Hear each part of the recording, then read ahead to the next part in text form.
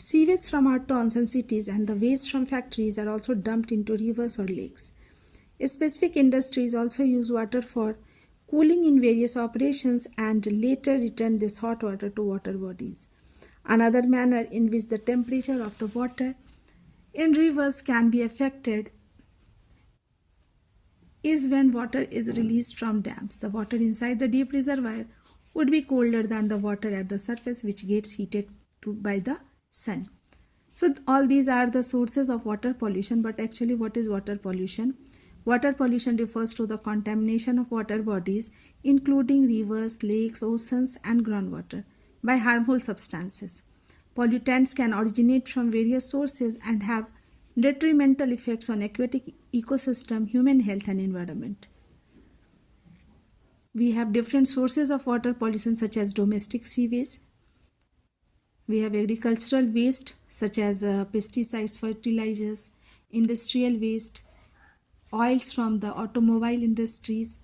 These are the wastes that are released on the daily basis to the rivers, oceans, lakes, and harms the aquatic ecosystem.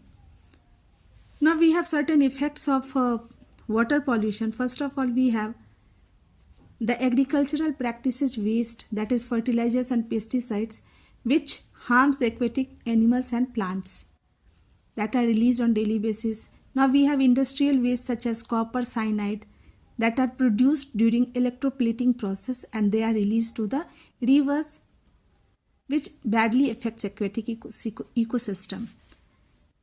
Now the removal of desired substances from water bodies, dissolved oxygen is used by the animals and plants that live in water. Any change that reduces the amount of this dissolved oxygen would adversely affect these aquatic organisms. Now when these agricultural wastes and other wastes are released to the water, to the rivers, they become over-enriched with nutrients such as phosphorus and nitrogen, which leads to excessive growth of algae, and this result is called as algal bloom. Now these algae blocks the sunlight, which causes deficiency of oxygen to the lower organisms. They can't get sunlight and ultimately they begin to die, and ultimately whole aquatic ecosystem, whole river organisms start to die. So the release of different substances, harmful substances, to the rivers, to the lakes, oceans, harms the aquatic ecosystem.